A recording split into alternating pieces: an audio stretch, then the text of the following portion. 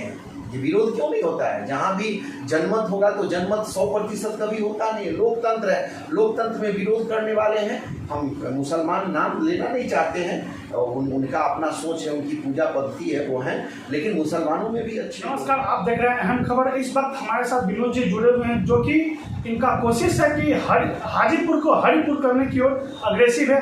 आइए इनसे जानते हैं कि इनका प्रयास कब तक है, कहाँ तक है और कहाँ तक रहेगा। विनोद जी, आपका सबसे पहले अहम खबर में स्वागत है आपका। जी बहुत बहुत धन्यवाद। हरिपुर वास्तव में अपनी सनातन संस्कृति, मानवता और सहधर्म अस्तित्व के लिए ये जाना जाता है।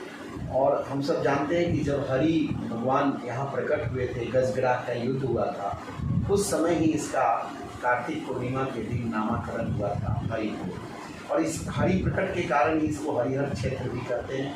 यहाँ विश्व का सबसे प्रख्यात मेला लगता है हरिहर क्षेत्र का।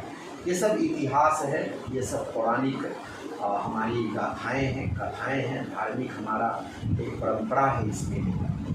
तो इसको जब मुगल काल में देश के ऊपर हमले शुरू हुए तो मुगलों ने देश के बहुत सारे शहरों को लूटा, उसको जलाया, अपने नाम उसके नाम को विकृत किया।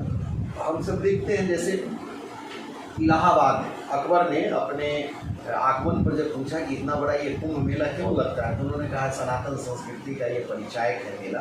तो उन्होंने उसको विध्वंस किया और उन्होंने कहा कि इस गंगा जमुना के संगम पर इसका नाम अल्लाह आबाद रखेंगे। तो आप अल्लाह आबाद और इलाहाबाद अगर लिखें तो दोनों का स्पेलिंग एक ही आता है। इसलिए अकबर ने प्रयागराज को मिटाकर और उसका नाम अल्लाह आबाद किया।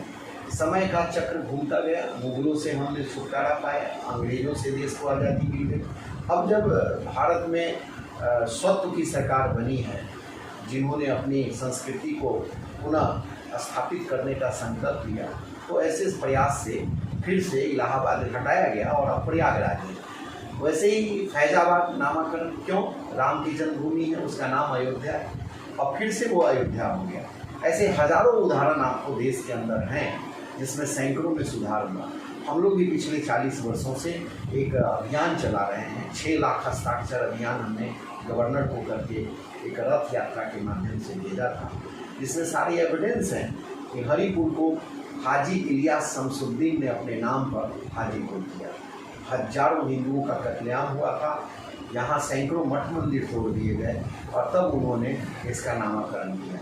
लेकिन समय के साथ बदलाव आ रहा है, लोगों के अंदर अब स्वाभिमान जागरण हो रहा है। ये आज़ादी के 75वां अमृत महोत्सव चल रहा है। इस अवसर पर हम लोगों ने एक बार फिर से हरिपुर स्थापित करने का प्रयास शुरू किया है। अभी अभी उप मुख्यमंत्री रेणु देवी भी आई थी और उन्होंने भी अपने संबोधन में इसको हरिपुर कहा।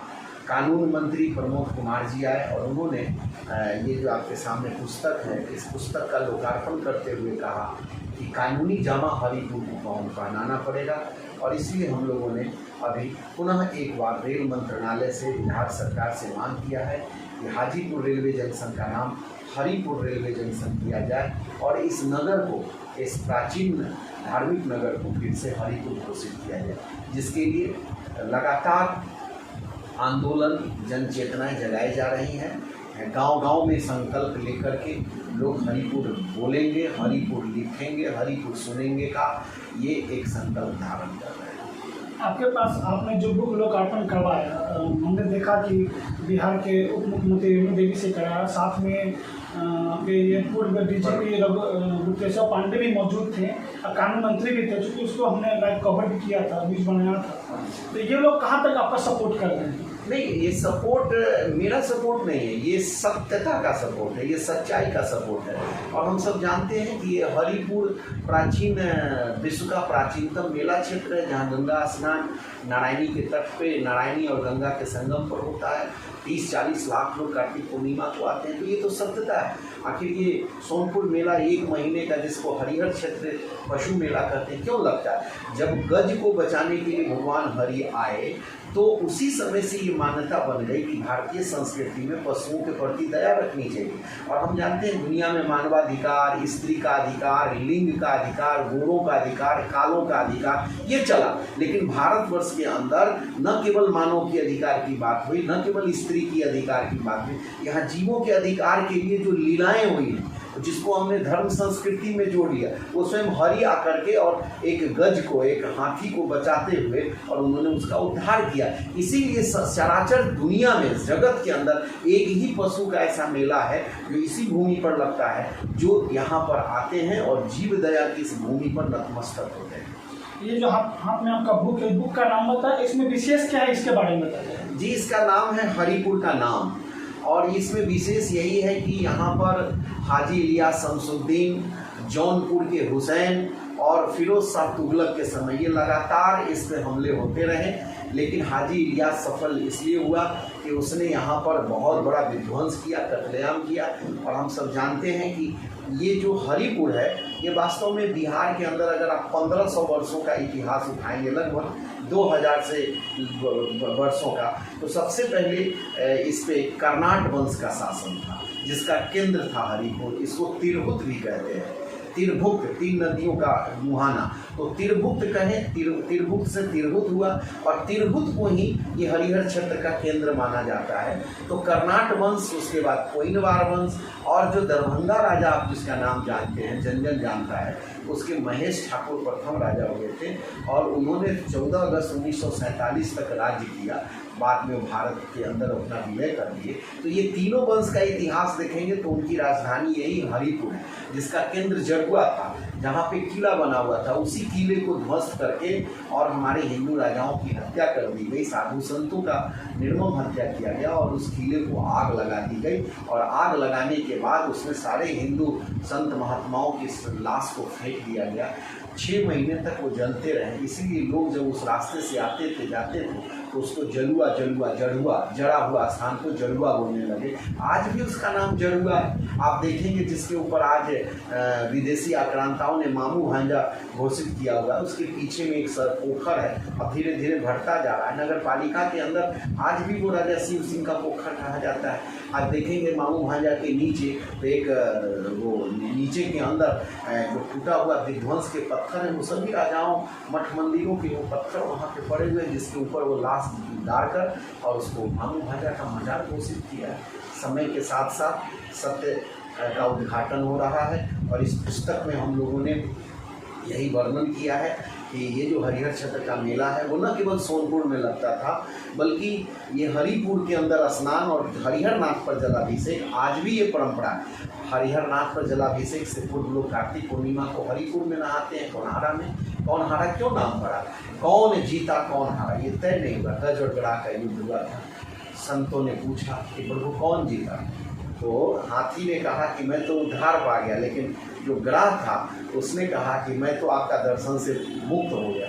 इसीलिए इसमें कौन जीता कौन हारा ये निर्णय करना बड़ा कठिन है, इसलिए इसका नाम ही पड़ गया कौनहारा घाट। तो आप देखेंगे कि ये मेला पहले हरिपुर से लेकर सोनपुर तक लगभग 15 किलोमीटर के परिधि में लगने वाला ये मेला, जिसमें हाजीपुर का हथसारगंज, हरिपुर का हथसारगंज, घरदौल पोखर, संचिरैया पोखर, चौड़ी बाजार, मीनापुर, बाग दुल्हन, बाग मल्लिक, ये सब उन्हीं स्थानों के आज भी नाम हैं। और जब 1857 की क्रांति हुई, वीर कुंवर सिंह यहाँ आए, अंग्रेजों को पता चला कि वीर कुंवर सिंह ने यहीं से बलवा किया है, तो 1858 में इस बार जो ये बलवा कुआरी गांव है, उसी गांव में उनकी मीटिंग हुई थी। गांव को रौंदा गया और उस गांव का भी नाम बलवाई कुंवर रखा, वो वीर कुंवर सिंह के नाम पर। इसीलिए 1858 के बाद यहाँ मेले को बंद कर दिया गया।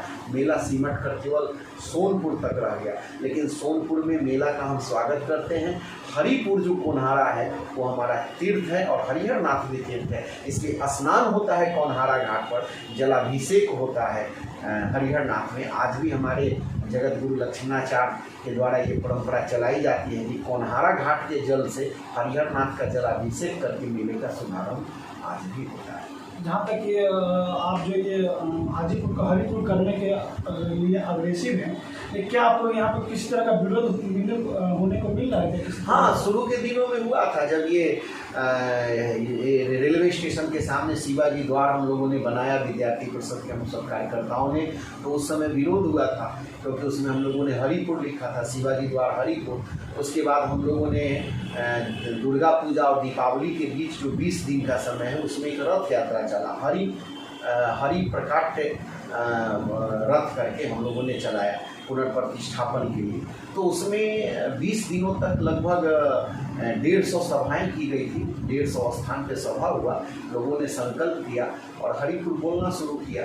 आज 6 लाख हस्ताक्षर गवर्नर को जो दिए गए उसका प्रतिफल है कि यहाँ के मठ मंदिर, जैसे रेलवे स्टेशन के दुर्गा मंदिर पे हरिपुर है, यहाँ नागेश्वर नाथ मंदिर जो कचहरी के सामने बना हुआ उसमें हरिपुर मिलेगा आपको, पतालेश्वर में हरिपुर है, वनहारा घाट में आप जो हमारी ये जो बड़ी दुर्गा स्थान है वहाँ जाएंगे तो उसके बोर्ड पर भी हरिपुर दिखेगा। तो हरिपुर तो हृदय में भी है, मठ मंदिरों के दीवारों पर उकेर्ण है। तो इसीलिए इसकी सफलता तो जन जन की स्वीकृति से ही होता है। मैं आपको उदाहरण के लिए, सरकार इसका हरिपुर करते और जनता न चाहे तो क्या होगा, नहीं हो सकता है हरिपुर। इसका उदाहरण है रामाशीष चौक। रामाशीष सिंह नाम के एक व्यक्ति जो सामाजिक लोग थे, उनकी हत्या हो गई, तो आम जन ने उनके प्रतिष्ठा के अनुकूल रामाशीष चौक नाम रखा। लेकिन एक बार वहाँ एक सज्जन थे जिन्होंने राजीव गांधी प्राइम मिनिस्टर को बुला लाया और उन्होंने वहाँ इंदिरा जी की मूर्ति लगा के उसका नाम ऑन रिकॉर्ड इंदिरा चौक किया।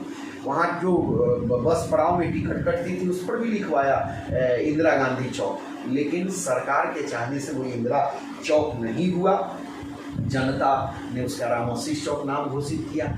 आज भी जनता की इच्छा के अनुकूल रामाशीष चौक है। इसलिए सत्ता पीछे जनता आगे तब होगा विकास, और सरकार आगे और जनता पीछे तब होगा सत्यानाश। इसलिए हम पब्लिक को, हम जनता को के हृदय में हरिपुर को स्थापित करने का प्रयास कर रहे हैं, जो पहले से स्थापित था, अभी उसका नवजागरण किया जाए। अभी मेरा सवाल भी यही था कि आखिर लोगों के मुंह पे जो हाजीपुर और हरिपुर कैसे हो।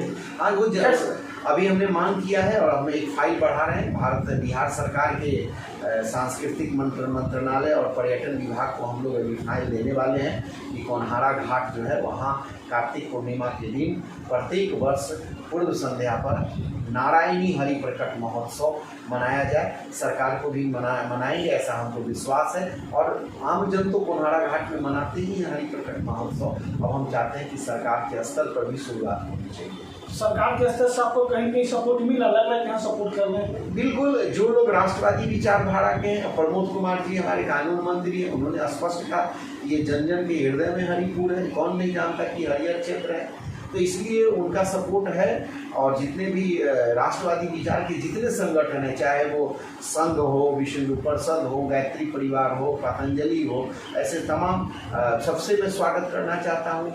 हाजीपुर, जिसको विकृत नाम है हरिपुर विधिज्ञ संघ, जिन दिनों ये आंदोलन आज से 25-30 वर्ष पहले शुरू हुआ, तो उन दिनों सबसे पहला काम यहाँ के 2000 अधिवक्ताओं ने सर्वसम्मति से अपने भवन पर, जो भवन स्वायत्त भवन है, उस पर लिखवा दिया वैशाली जिला विधिज्ञ संघ भवन हरिपुर।